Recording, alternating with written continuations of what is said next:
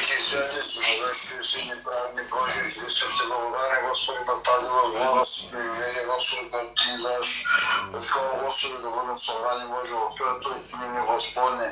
Боже, в Твоето име, Боже, ние се прекланяме, ние те даваме цялата слава и хвала и благодаря за това, че казваш, ето аз отивам, но казва, ви няма да оставя сираци, казва Духът, на истината ще пребъдува вас.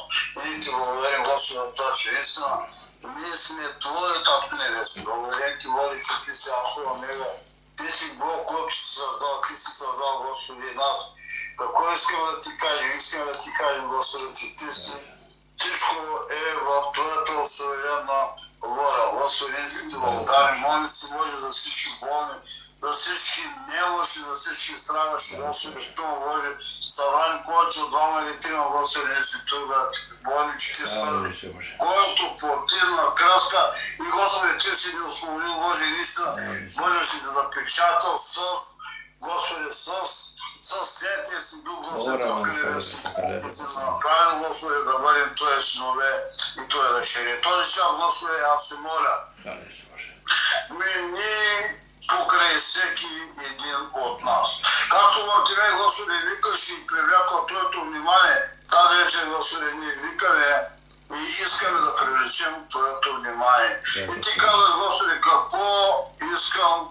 какво искате да ви сторя. И ние си казваме, Боже, наши трудности, наши болести, наши немощи, наши страдания, но ти казваш, че всяко нещо, Господи, си го приковал на кръста, като си казал, свърши се. Когато, Господи, идва между нас, Боже, ти преглеждаш Татко Небесни, облякали ли сме ние с бялата дреха на оправданието. Някой път, Господи, наистина, Боже, макар и някой път да сме облечени, о, Боже, ние в нашия греховно плът успяваме, Боже, да опетним Твоята бяла мантия. О, Господи, да, има такива моменти и това ти моля сега. На това ти моля сега, простини,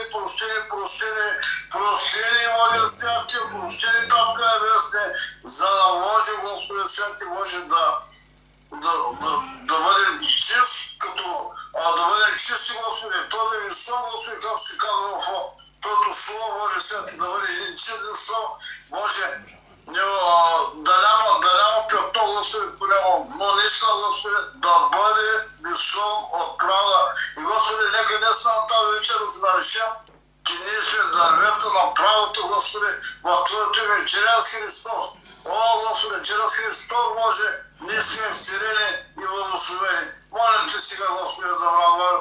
Боже, ние знаем и вярваме, че Ти сега, Господи, когато ние се молим, Ти, Господи, ще докоснеш, ще удобиш сила вътре в него, чрез Святия Божий Дух и ще дойде върху него съвършено изцеление. Както така се моля, Господи, за апостол Хохри, Господи, него благославяме в името и кръвта на Исус. Тези крака, Господи, тези тела са дадени да славят и да хвалят Господа, а не да бъдат на легло или на... Господи, ние сме Ти благодарни за това, че Ти си с нас. Господи, Ти си заработил на кръста и ние приемаме. Господи, стоим пред Твоята престол, Господи, Ти говорим и Ти казваме, Исус, и Ти го си не даваш, понеже си Бог, който си даваш на добрите даване. На този съвършен дар, Господи, дарът, Господи, на изцеление, да даде върху моите братя, Боже Святи, и тази болест може да изчезне и да няма, Господи, дори и спомня, Господи, да няма да дойде съвършено изцеление, благословение, за да се прослави Твоето име. Благодарим Ти за това, че Ти ни изпитваш. Това е благодарност от сърце, за това, че Ти ни изпитваш в живота, Господи. Не наистина, когато Ти ни изпитваш, искаш да видиш и ни верни Твои услуги, които Ти търсят, Господи, навсякъде, по всяко време. В името на Исус сега ще оставя в Твоите ръце, благослови тази вечер, Господи, в Словото си и Словото изречено в него, то нека да преработи и да дава плод вътре в нас. В името на Исус Ти благодарим. Амин, Боже, амин. Слава да бъде на Господа. Амин. И аз се правя сега кратка молитва. Святи небесен Татко, пред Тебе стоим, Боже, в този вечерен час. Луните Божия, ето в края на деня отново може да се правим Твоето име. Благодати Боже за всички бати и сестри Божи, които са и от България, и от чужбина, Господи Боже, с които сме заедно, Господи Боже, тази група. Има брати и сестри, които са от Англия, от Холандия и от други места, Боже. Благодати, Господи Боже, за това, че не ти същия днес и Твоето слово ни насърчава да се събереме. Колкото виждаме, че денят наближава, толкова повече да им представим да се събереме.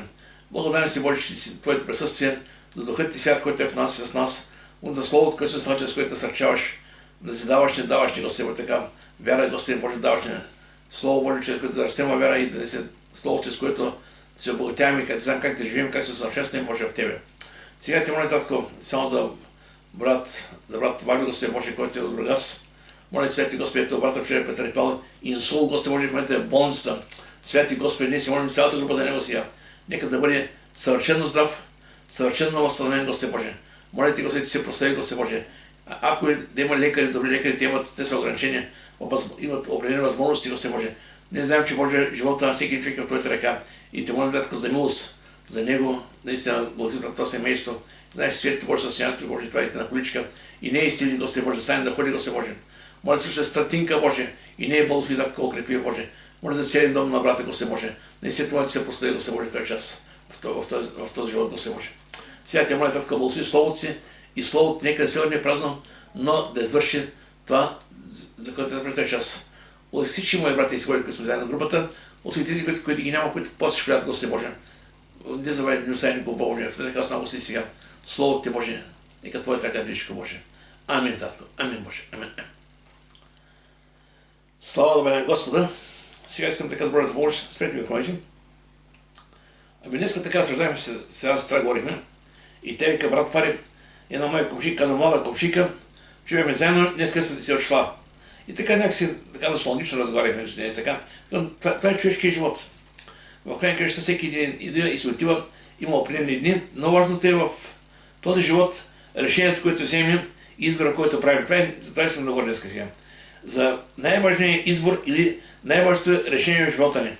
Сега понякога решаваме, съзнаваме семейства, да правим да имаме хубава къща, да имаме семейство, да имаме дом, деца. Това са хубави неща. Обаче, най-важното решение за човек е да повярва в Господа, да намери своя Създател Творец. Това е най-важното нещо. Ще кажа защо. Самия Господ Христос каза така, Матей 16:26. Какво ще ползва човек, ако спечели богатството на цялата земя, а загуби живота си? Какво ще даде замяна на душата си? Нищо не даде. И днес има много богати хора, милионери и милиардери, отиват си безславно. Каква е полза от почти милиарди? Да, живял по-добре, обаче какво е това? Знаете, има една история за богаташ Лазар. Богаташ живее всеки ден, ядни, пени, купони. Лазар беше беден чука, фукария. Още повече беше болен. Обаче никога свърши всичко. Богаташ беше пада, Лазар беше в рая. Що? Защото Лазар живеше с вяра в Господа. Това, което е важно за нас, вижте, да вярваме в Господа, да живеем с вяра и да седнем в Господа, да знаем, че не си на Индиан, той ще даде там, където е той. Сами се казва Словото Божие, аз съм вратата. Йоан 10:9. През мен, ако не ще бъде спасен, през мен не каза.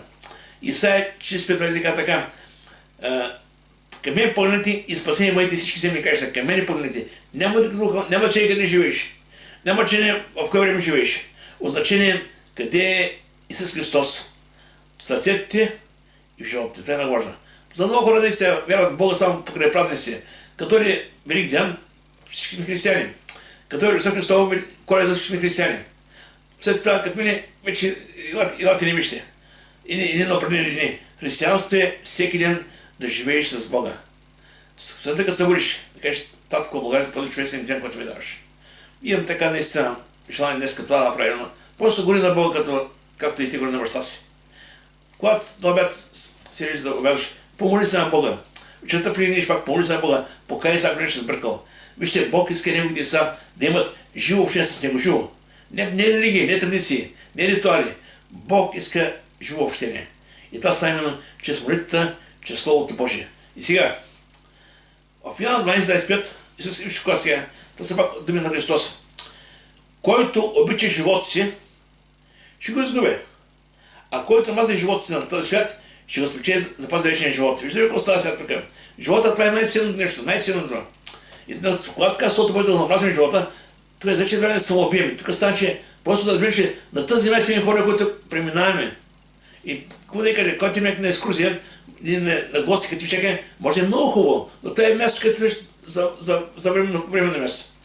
2-3-5 дена, после завършиш там писащото. Трябва да знаем, че този живот, който преминаваме през тази земя, това е място, където сме временно. Истинският живот е при Бога, вечността. Филипяните 20 апостол Павел казва така, защото нашето гражданство е на небесата, откъдето очакваме Спасителя Господ Христа. Сега, това, което ни заповяда Бог в Словото Божие, това е заповед от Бога, сега ще чакай. Заповяда, немецка покаянието, това е заповед от Господа, а друго място заповедите в вечен живот. В Деяния 17 иска така, Бог проче, без да държи бележка за времето на невежество, заповядва на всичко, на всеки се покаят. Това е заповед от Господа към творението. Заповед. Значи това е важно. Помните Адам и Ева, имах една заповед. Какво направиха? Проиграха тази заповед, запокориха на Бога и виждате последствието какво става. Влезе греха, влезе смъртта и виждате цяло човечество на къде е облечено. За непокорство на заповед. Сега, относно друго място, Словото Божие казва така. В Йоанна 12 глава казва така, това са думи на нашия Господ. Аз дойдох като светлина на света, да не остане в тъмнина никой, който вярва в мене. И ако някой чуе думите ми и не ги пази, аз не го съдя. Защото не дойдох да се света, но да спаси света. Който ме отхвърля и не приема думите ми, има кой да го съди. Словото, което говорих, то ще го съди в последния ден. Защото аз от себе си не говорих, но Отец, който ме прати, той ми даде заповед. Виждаме заповед, сега ще казвам пред там. Какво да кажа и що да говоря. И знае, че едно, което той заповяда, е вечен живот. Значи, виж, заповедите за покаяние, втори път заповед вечен живот. И сега, когато говорим за вечен живот, искам така да погледнем отдолу. Има два аспекта. Ако е заповед от Бога, трябва да се покорим. Ако е подарък от Бога, трябва да го приемем. Значи така е, че той е заповед и подарък всъщност. Подарък е кога? Когато кажем Господ да. Наистина, простим, покаявам се, приемам те и получаваш дар от Бога. Но когато се ходиш непокорство в Бога, има много случаи в Библията. И Сол беше непокорен, знаете какво стана с него. А да не бяха на моменти непокорни, когато се грешиха пред Господа. И какво става? Така че, когато има покорство, Божията воля става реално в живота ми. Когато ходим непокорство, виждаме точно обратното, това, което Бог има за нас. И сега, много важно, искам малко да влезем точно в това слово. Да погледнем само в Битие 2 глава, когато Адам и Ева, Бог първо беше създаден Адам. И Бог тогава отиде при Адам и му казва, Адаме, така и така, остави в единствата градина, имаш право всичко да правиш, но само това дърво. Не му трябва да реши, така къдеш него, не предно ще обрещи. Той му казва, какво не трябва да прави? Казва му и какво е следствието, ако се греши. Казва му така. И Господ Бог заповяда човека, заповед. От всяко дърво е градина да се отидеш, но дървото да познава дървото, да не идеш, защото в деня, когато идеш, ще умреш. Казва му. Сега въпросът е, знаете какво така, когато те се грешиха, наистина Адам, тогава Библията казва, че ще създам греха на цялото човечество. Обаче, Христос дойде на тази земя.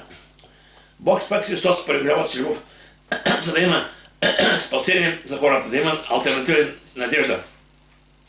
Ако не беше дошъл Христос, днеска нямаше как да спаси никой. Защото закона само изявява греха, а реално спасението е по благодат, че вяра в Христос. И Словото Божие казва така. В Йоанна 18 се казва, че законът рожден чрез Моисей, а благодатта и истината дойдоха чрез Христос. А златен си казва така. Защото Бог толкова възлюби света, че даде своя единороден син, за да не погине ни един, който вярва в него, но да има вечен живот. Понеже Бог не е пратил сина на света, да съди света, но да бъде светът спасен чрез него. Слава да бъде, Господи. И спасението, Словото Божие казва, че в 7:8, спасението е дар по благодат чрез вяра. Дар. Значи дар е, вижте, това е нещо уникално. Ти стоиш, ти си един грешник, който поддържа към ада. И Бог ти разкрива Христос. Там на жертва е каза, свърши се. Той завърши това, за което беше дошъл. Той взема греха на целия свят. Умреме с теб, умреме с теб там на кръста. И когато го приемем, ние се спасяваме не поради това, че ние сме много добри. Не спасяваме, че Бог е добър. И се спасяваме според едно праведно дело на Христос. В Коринтите 5:20 казва така, защото Бог да прави грешен онзи, който не е знаел грех, да станем чрез него ние праведни пред Бога. Но Словото Божие казва, че наистина има нещо, което трябва човек да се пребори с стария човек, с греховете, с пороците. Защото понякога хората, като има хора, които тръгват след Господа, му продължават пак да ходят по старите пътища и това нещо е вече опасно. Матея 11:12 казва така. А от дните на Кръстител до сега Небесното царство на сила се взема и които са се те ограбват. Интересна работа. Уж е толкова лесно, а към на сила. И още ще посочи в Лука 16:16. Пак идеята е подобна. Към на сила. Така. Законът и пророците бяха до Йоанна. От тогава Божие царство се благовестява и всеки на сила влиза в него. Сега, какво е това, което може да пречи на християн да влезе в небето? Изкушенията, греховете, слабости, пороци, стария живот. Затова е много важен човек. Самото покаяние, това не са само думи. Покаянието е отмено и промяна на живота. Ако човек си живял с гръб към Бога, се към греха и към този свят, сега ще трябва да смениш курса на своя живот. Обръща гръб на греха, се към Бога и започва нов живот. Това е покаяние. Покаянието не е среща да се вче стара теха, да се новата, а съм нов човек. Не. Нов човек става, когато Христос се пресуска. Помните, когато фарисеите поканяха Исус на един обяд. И тогава той не се уми там според техните ритуали. И си нададе. И тогава те си мислиха, как може този човек да изпълни ритуалите там? И тогава казаха, вие каза, фарисеите, миете външната чашата, а вътрешно казваме пълно с грабеж насилие. Чистете вътрешното, всичко ще бъде чисто. За какво става въпрос тук? Тези хора бяха религиозни. Те може да израха много набожни, много духовни. Обаче Исус Матея 23 каза така, чуйте това, което говорят, но не учат това, което правят. Понеже говорят, не вършат. Значи има несъответствие това, което се говори, което върши. Християнът трябва да бъде чист искрен пред Господа. Идваш се пред Бога такъв къвто си. Покаиваш се. Приемаш Бога и започваш нов живот в Него. Да, нормално е човек да има някакви слабости в миналото. Някакви пороци, може би, нещо друго. Да, това са изкушения да идват в този свят. Но, още по-нормално човек да каже, да, Боже, аз се тръгвам с Тебе, нямам нищо общо с грехи вече. Дай ми сили да продължавам с Тебе. И когато искаме от Бога мъдрост, Бог ще даде. В Словото Божие Яков каза една петка така, ако някой от вас не достига мъдрост, нека просвяра и Бог ще му даде. А първият че си каза така, този, който е във вас, е по-велик от този, който е в света. Слава да бъде на Господа. Значи виждаме, че имаме че силата да се преборим с това, което наистина би ни попречил да бъдем в небето. В Откровение 27 каза така, и в него, небето, не ще влезе нищо нечисто. Значи, когато сме да чисто, става дума за грехове и това, което наистина, това, за което Христос умря на кръста. Значи в Евреи 10 каза така, и греховете, и беззаконията ви няма да помня за винаги. Това трябва да направи на кръста, взимат нашите грехове. А обаче въпросът е, какво става сега от тъмната като време на Господа? Вече трябва да има се реална иска промяна. Желание за нов живот. Този живот няма как стане без нас. Някой път казва, той Бог е добър, Бог ще даде сила. Бог ще даде сила, но ти трябва да имаш желание за нов живот. Ако ти обичаш греха и ти е приятно да живееш там, в Киреча, ако мога така, Бог ще да те изкара, защо ще изкара Бог? Бог ще помни, когато ти искаш да се помниш. Ти кажеш, Господи, аз имам тези пороци, тези слабости. Моля те, помогни ме наистина. И тогава, когато помниш Бог, Бог ще каже, аз ще се обитал нещо. Имах цигари, алкохол, много неща. Бог го даде с една вечер, говорите пост, като ножица. Просто винаги всичко спря. Казвам го честно. Помня датата. Беше на 10 януари, 10-та година. Защото постих и се молих, отидах на работа, ни цигари, ни алкохол, нищо, още всичко спря. Просто спря. Това вече 30 години. Така че това е Бог, разбирате, това не е човешко дело. При това, като човек се опитва да върши много неща, не са се получавали. Но когато Бог върши нещо, той не си не го върши. И сега, Словото Божие каже, че това, което Бог заповядва е вечен живот. Това е Божията заповед. Когато говорим за заповеди, сега има неща, които от Словото Божие Бог ги дава. Да, ние казваме, заповедите са закона, не са закон са едно. Закон е една ръка. Но помните, когато Исус веднъж го записаха, коя е голямата заповед закона? Един фарисей дори и той при Господа да го изпита, законник. Казва, учители, коя е голямата заповед закона? И той му рече, да възлюбиш Господа твоя Бог от сърце, всички душа и всички си ум. Това е голямата и първа заповед. А втора подобна не е да възлюбиш ближния като себе си. Тук говори за любов. Любов към Бога, любов към ближния. Обаче на место в Матей 5 глава казва така: да обичаме и неприятелите си. Това всичко става, разбира се, тази любов вече Бог, който е в нас, Святия Дух. Но, си ми кажа, че ако махнем от цялото учение любовта, това става една мъртва религия. Да, много ще знаем. Ще говорим с хората, ще покажем колко сме духовни, както пеях фарисеите, обаче мъртва работа. Затова Галатяни казва: вяра, която действа чрез любов. В основата на Евангелието е любовта. Бог възлюби и даде Христос. Бог желае с любов да служим един на друг. Сега, тези две заповеди, които казах преди малко, с които почне покаянието и вечния живот, това са жизненно важно за всеки един човек. Що? Защото всеки един човек, който е решил на земя, преминава през тази земя. Рано или късно ще премина от тази земя. Въпросът е какъв избор направил за себе си, какво решение е взел за себе си. Има хора, които казват: мен не пъка, аз живея така пък, там къде какво става. Те така карат, така живеят. И някакси заминават. И после биват забравени. Как всеки човек. Обаче въпросът е, къде е той сега? Дали е при Бога или на място наречено Ати, Йоги Наризано. Това е важно, разберете ме. И това зависи само от твоето и от моето решение. Значи, никой не може да реши вместо тебе. Това е твое решение. И някой ми казва: може Бог, който е толкова добър, да прати някого в ада. А чакай сега. Бог просто един ден, като дойдеш при него, той уважава твоето решение. А ако ти го избереш днес, Бог, започнеш да живееш с него. И като ще не е при Бога, ще живееш с него.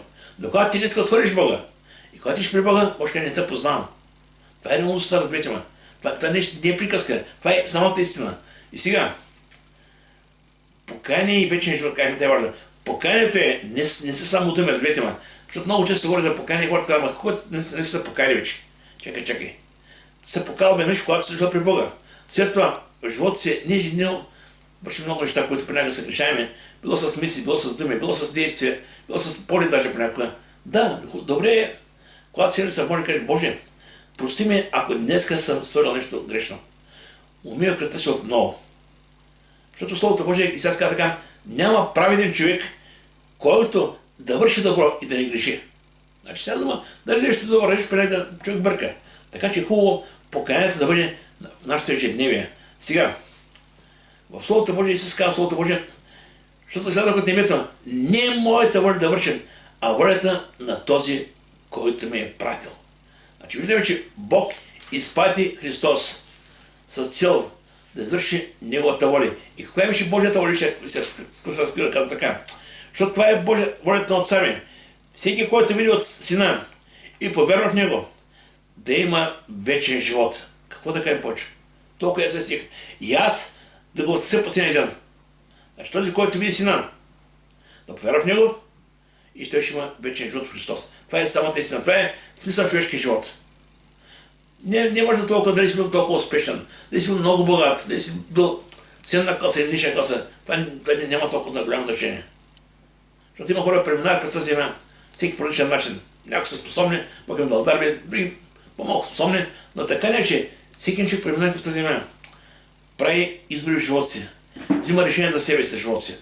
И аз казах: това е най-важното решение. Какво правиш Христос? Понякога хората, има хора, които чуят за Господа, но остават тази вест да премине през тях. И казват така: един сега, като постарее, като държека вече да заминавам от този свят, тогава ще повярвам. Ама чакай. Ти си Господа на своя живот. Не се знае утре какво ще стане с тебе. Ето как днес казах, сега аз говорих. Някаква коня ковшика, вчера беше добре, така говорихме, днес каза и няма. Заминала. Така е. Словото Божие казва, че вие като вятър, като лъх, днес утре го няма, като полъх. Така че хубаво е човек в своя съзнателен живот да избере Бога. Да избере Исус, така е: Боже, прости ми греховете. Умей кръвта на Христа, приеми ме, желая да бъда с Тебе. И нека всеки ден да живеем с Него. Вече когато Бог промисли, Бог ще вземе при себе си. Сега, това е много важно. В Йоан 10:30 самия Исус казва за себе си: аз и Отец едно сме. Сега, Той дойде да покаже, да изяви Отца. И тук, когато вършиш много неща, изцеление, чудеса, знамения, възкресение, все погледаха, лухи прочуваха, не проговаряха, които се прохождаха. Това показваше Бог в действие. И те тогава, когато той каза, аз ще ти сме едно, иска да го убият с камъни, защото правиш себе си равен на Бога. И фарисеите казаха, имаха закон, според това, който се прави себе си за Бог, да го убият с камъни. Обаче той им каза така, добре, ако не вярвате, думите ми, вярвайте им поради делата, които върша, че Бог е в мене. Така че вижте, самите дела на Господа показаха, че Бог е в него и че той е Бог. Сега има учения, които казват, че едно не Бог е само един Бог, Светия Дух е Божия Дух, а и все е роден във времето Син, някакъв. Нали? Разберете, ма това е богохулство. Бог е триединен. Бог Отец, Господ Христос и Святия Божи Дух. Бог е триединен. Това са три в едно. Да, по-човешки няма как да разберем. Но това е Бог. Така че може да разберем сега. Исус каза Словото Божие, аз дойдох като светлина на света. В Стария Завет се за един Бог, който е Създател и Творец. В Новия Завет виждаме Христос вече като Спасител. И този, който даваше алтернатива за самите хора. И когато Исус ще отидем, изпрати Святия Дух. Трето лице на Бога. Нашия учител, утешител, наставник и той, този, който ни помага. Виждаме, че в Словото Божие и трите лица на Бога се изявяват. Като Създател Творец, като един, който в Евангелието да ни спаси, и като Светия Дух, който наистина да ни помага в нашия живот, да вървим с него. И сега, светлината в Словото Божие, който е светлина, това е нашия Господ, тъмната, това е греха. И сега, в Словото Божие, виждате, че нещо, което е важно, че времето, което има тази земя, е ограничено. Няма да живеем, много хора живеят, като че никой не мисли, че ще отидат тази земя. Мисля, че ще живее още колко много години. В Словото Божие Исус предупреждава. Още малко време светлината е между вас. Още малко време. Ходите докато има светлината. За да ви неси на тъмнината, който тъмна, не знае къде отива. Сега дума, този, който живее без Господа, той реално няма алтернатива. Той не знае на къде пътува. Не знае, утре ще може да стане нещо в живота, ще отиде в ада. Що? Защото е пропуснал времето, когато Бог го е посветил. Писае 55-6-7 казва така. Търсете Господа, докато е близо. Призивайте го да търсите, докато може да се мине, призивайте докато е близо. Значи видим, че има време в човешки живот, когато Бог идва при хората. Бог идва при хората с ясното съзнание, да може човека да се обърне към него. Но аз не мога да кажа колко пъти да Бог идва точно пъти при един човек. И това е времето, което Бог идва и ти казва, ела, приеми ме, аз съм жив. И ако човек постоянно пропуска или загори сърцето си към Божият дъмен, и да когато Бог спре да говори. И тогава ще става жалко самия човек. Сега, светлината и тъмнината са две важни неща. В Словото Божие казва така. И ето ще е осъждението. Това е 19-20. Светлината дойде на света и човеци обиднаха тъмнината. Повече светлината, защото делата им бяха зли. Значи хората обиднаха повече греха, отколкото истината и Господа. Понеже всеки, който върши зло, мрази светлината и не отека светлината, да не ми съкрие делата му. Но който постъпва според истината, отека светлината, да се яви делата му, понеже ги се свършим по Бога. Виждаме пред човека своите две алтернативи. Идейки при Бога, да не сме такива, които сме. Матия 11 казва Словото Божие, и елате при мен, такива, които сте. Ще имате покой на душите си. И в Йоанна казва, елате при мен, никой няма да я върна, никой няма да я изгоня. Виждаме, че Бог ни приема такива, които сме. Въпросът е от момента, в който приемем Бога вече. Бог желае неговите хора, неговите деца, вече да върват на святост, в чистота, осъзнавайки какво направи Той за тях и кой е превърнал в небето от тях. Значи искам да кажа, че ако човек вярва в Бога, никой не трябва да прави компромис с истината. Разберете ме, Исус дойде, умря заради нас, умря вместо нас, да ни подари вечен живот. Така че това е нещо, което трябва да го разберем. И тук Словото Божие казва, този, който си в тъмната, не знае къде пътува. Той няма алтернатива. Греха няма алтернатива. Има греха удоволствие ден за ден. Върши нещо, което е удоволствие, ама че бил грех, карай. Бог няма да види. Обаче разберете, това е страшно. Времето е ограничено така, че човек трябва да направи една сметка с кого иска да бъде и къде иска да прекара вечността. На тази земя някак ще минем, няма значение. В Словото Божие, като Исус сам ще каза. Тогава Исус пак започна да говори. Аз съм светлината на света. Който ме следва, няма да ходи в тъмнината, но ще има светлината на живота. Този, който следва Христос, няма ходи в тъмнината, няма работа с греха. Вече има светлината. Знаете какво значи това? Ето една стая, когато ще е загасена, е тъмно. Когато човек в тъмнината, какво вижда, кажете ми? Нищо вижда. Но когато се светли, светлината прогонва тъмнината. Така е Христос. Когато го приемем, той вече ни показва ни пътя, дава ни сила да вървим с него. И че знаем на къде пътуваме. Това е много важно. И в Словото Божие много ясно така, не се човек всеки има право така да прави тази така разсветка на своя живот. В Йоанна 9 глава, Петър си казва така: кога съм света, светлина съм света. Днеска, именно благата вест е това, което е светлина за този свят. Благата вест, че има един, който умря, който възкръсна и който е в небето. И той е този, който дава благата вест за хората. Кога беше благата вест? Помните преди години? Покайте се, понеже Божието царство наближи. Това говореше Йоан Кръстител, това говореше Исус, това говореше Петър, написателца, това говори днес църквата. Покайте се. Без покаяние няма небе. Може живот е много хубав според моите стандарти. Да кажем, аз не убивам, не лъжа никъде, гледам семейство, гледам децата, работя, да, това са добри неща. Обаче, ако го няма Христос в твоя живот, на къде пътуваш? Каква е твоята надежда? И така, че наистина това е много важно. Сега, в Евреи 13:8 Словото Божие казва така: Исус Христос е същия вчера, днес и завинаги. Както преди 2000 години, изсъбичната земя. Върши много неща. Тогава.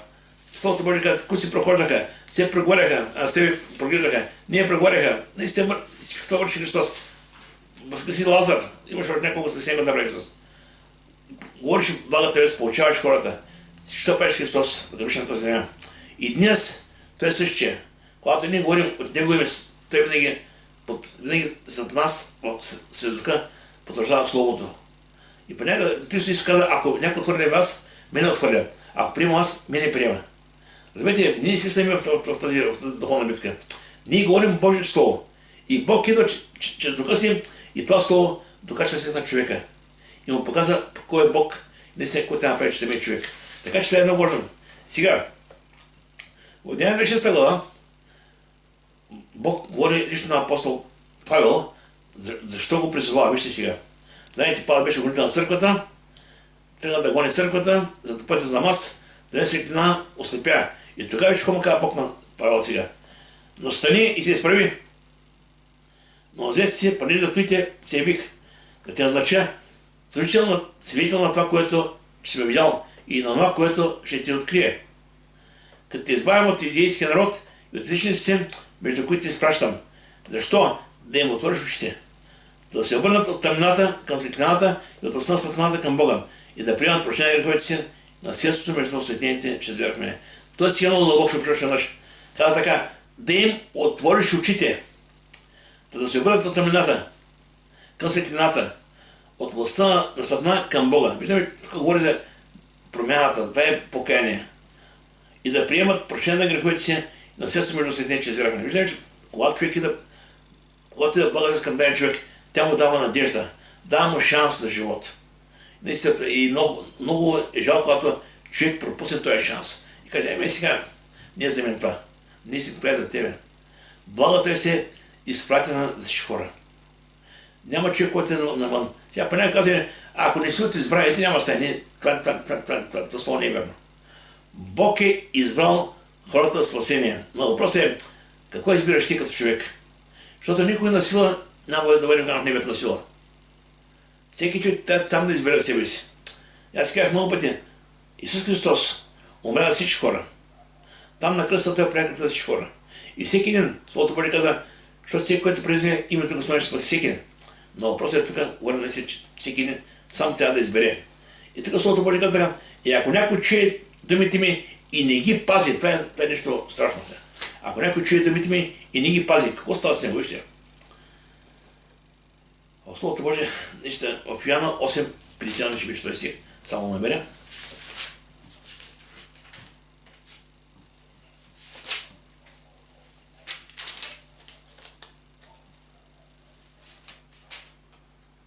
Сигурно, това е Диана.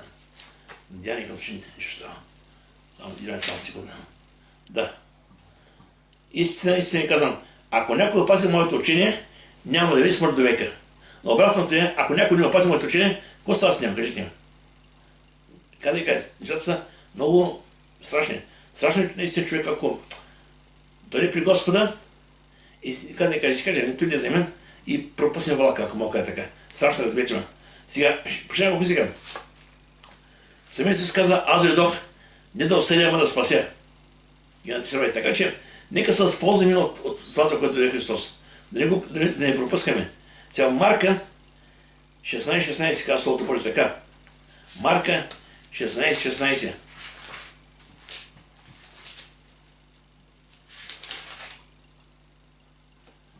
Който повярва и се кръсти, ще бъде спасен.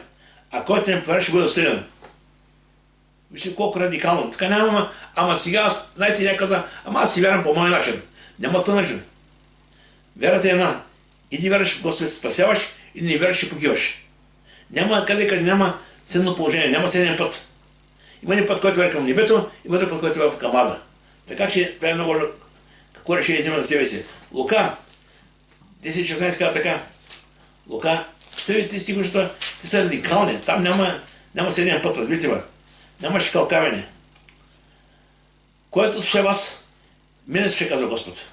И който отвърля вас, мене отвърля. А който отвърля мене, отвърля онзи, който ме е пратил. Край. Това е страшно. Така че човек не трябва да се играе с Бога, разбирате ме. Понякога правим различни неправилни решения в този свят за относно много неща, но относно Евангелието, относно благата вест, внимавайте. Това не е шега работа. И наистина важно е да знаем, че Бог дава милостно, от нас иска наистина да се покоряваме. А сега при малко Адам и Ева имаха заповед, не се покориха, какво стана да знаем, какво стана се? Се тях преди греха в света, греха смъртта, Саул не се покори на Бога, знаете какво стана с Саул. Умря при една битка, но Бог беше го заславил. Така че, когато човек остави Бога, е страшно. Сега, онова, което Бог се показа, е вечен живот. Отново се покаяне неща. Самото покаяние и вечен живот те вървят ръка за ръка. Когато човек се покая, Бог каза, обещавам, имаш вечен живот от мене. Но там се иска покаянието не е само един акт. Това е начин на живота, разбирате, начин на живота. И вижте сега, това е златен стих. Йоанна 5:26 казва така. Истина ви казвам, който ще моето учение, и вярва този, който ме е пратил, има вечен живот и няма отворен съд да е преминал от смъртта в живота. Какво сега? Което ще моето учение и вярва този, който ме е пратил, има вечен живот. Значи виждаме колко на практика толкова е лесно. Покаяваш се, приемаш го и спасяваш. Но там се иска едно ходене с Бога. Стъпка по стъпка да вървим с Господа. Той го направи на къста. От нас е само да извървим пъти до край. И Словото Божие казва, който ще моето учение, слуша, вярва, приема и живее и го пази. Това е много важно. Да пазим Словото Божие. Сега, в Йоанна 10 казва така, Кралица идва да открадне, заколи и да погуби. А Исус каза, аз дойдох да имате живот и то изобилен. Правите разлика сега, едното е вечен живот, а другото е идва да убива. Значи от човека зависи кой ще бъде него господар. Един да открадне, заколи да погуби, а Господ дойде да има живот. И докато вижте, Господ чака да го поканим, дяло да без покана. Виждаме наранени хора, разбити семейства, убийства, какви в основата ще стане греха стои. Така че, ако днес дойдеш при Бога, ще за Него, по-добре приеми го и живей с Него. Вижте в Лука, и Жан Весен казва така, по-добре кажи, блажени на ние, които слушат Божие Слово и го пасат. Значи, приеми Словото Божие и го пази със сърцето си. Пази сърцето си и Бог стъпка в стъпка ще заработи в тебе ново създание, ново живот. Сега, и нещо, което е важно. И вярвай казах този, който ме е пратил. Скоро казах, не се помните, когато Исус беше на река Йордан, когато кръсти, там Йоан кръстил, чу глас от небето. Това е моят възлюбен син.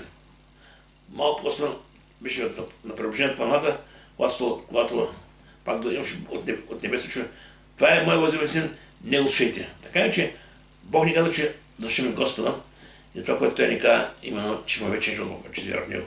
И сега, и в Словото Божие казва, че в Деяния 14 апостол Петър, като питаха, че име върши тези дела чудеса за мене, той каза така: и няма друго име дадено между човеците, чрез което спасен. Това е само Христос. И това е много важно да разберем. След това, как човек придобива вечен живот? То не е нищо, че получиш някого времето. Ами сега, когато вярваш в Господа. В Йоан 17 си казва така: а това е вечен живот, да познае Тебе, единният истинен Бог и Исус за кого си изпратил. Това е вечен живот. И Словото Божие казва, че този, който приема Бога, няма да дойде на съд. Тук говори съда, големия бил престол. Там, като ще бъдат целият свят, има предвид невярващи. И като са твоите книги, и тогава ще се видят наистина тези, които са били невярващи, ще бъдат хвърлени в агъдък в огнената вина. Този, който е бил написан в книгата на живота, ще бъде в небето. Този, който е голяма там, ще бъде хвърлен в ада. Това е самата истина.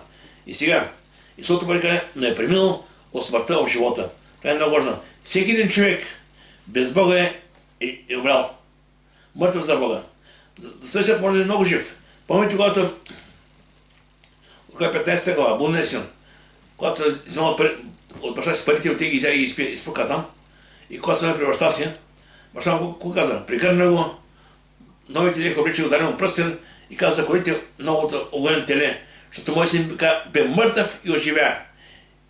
Извън би се намери. Всеки един човек без Бога е мъртъв.